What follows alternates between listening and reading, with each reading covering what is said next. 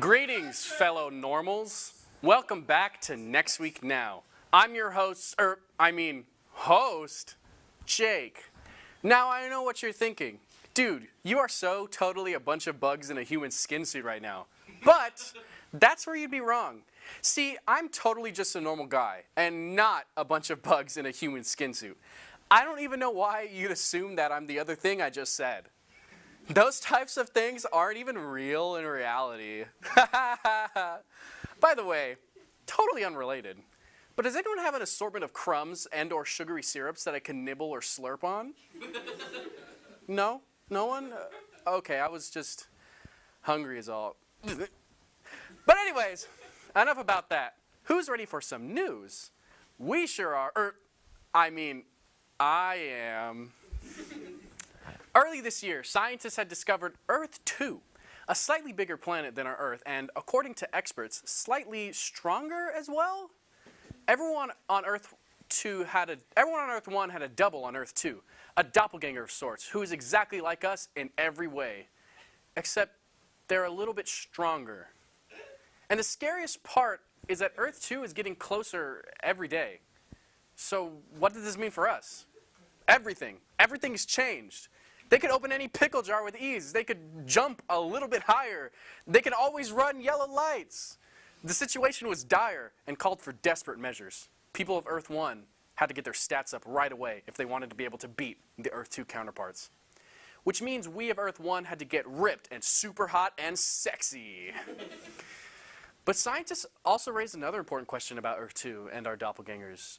They reported that, now stay with me now, we could maybe, I don't know, have an intimate relationship with our Earth 2 clones? Look, okay, I know this sounds crazy, but ethics be damned.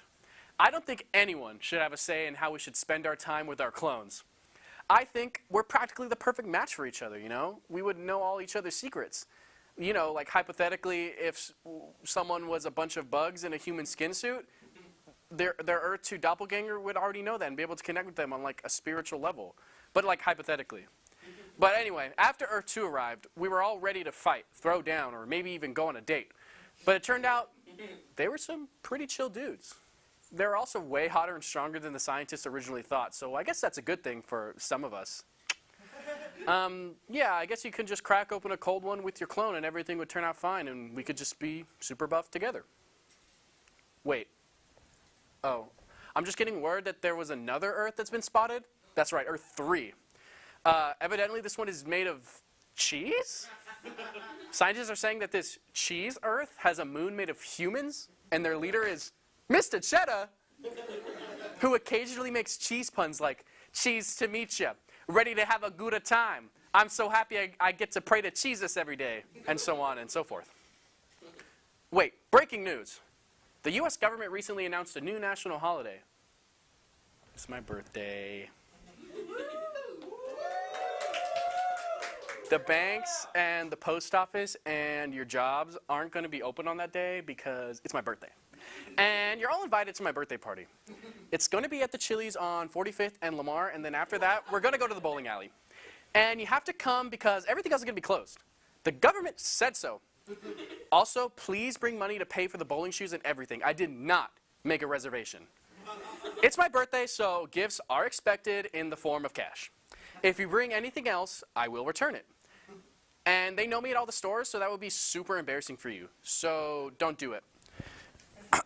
And here is the no-fly list of people who are not invited. My brother and his stupid friends. The people who shush you at art museums.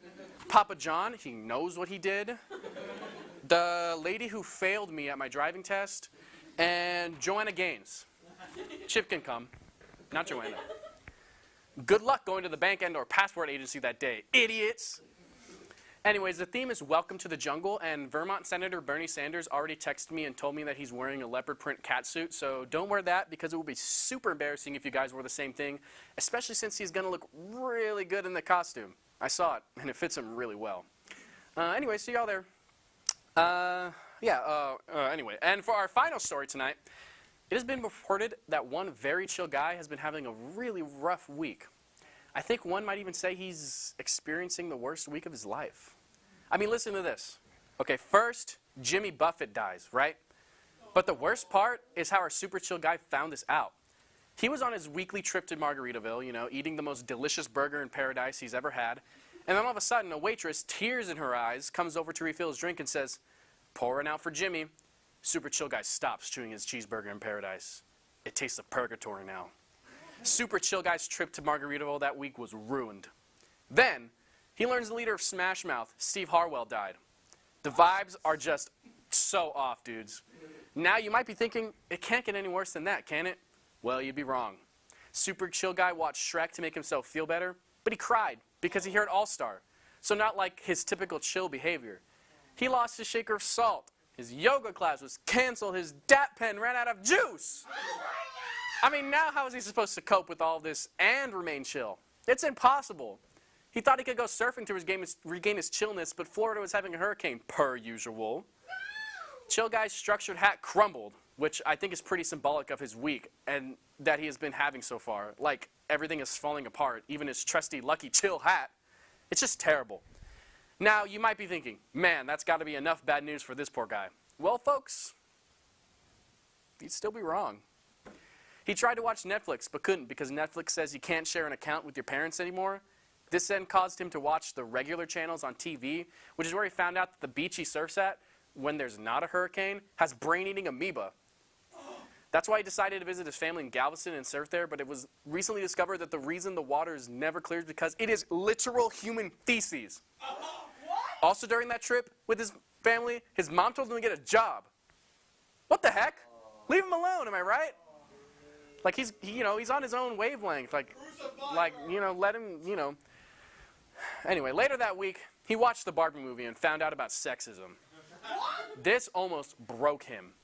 The thought of women being treated less than men shattered his heart, and he was in disbelief because he just loves women so much.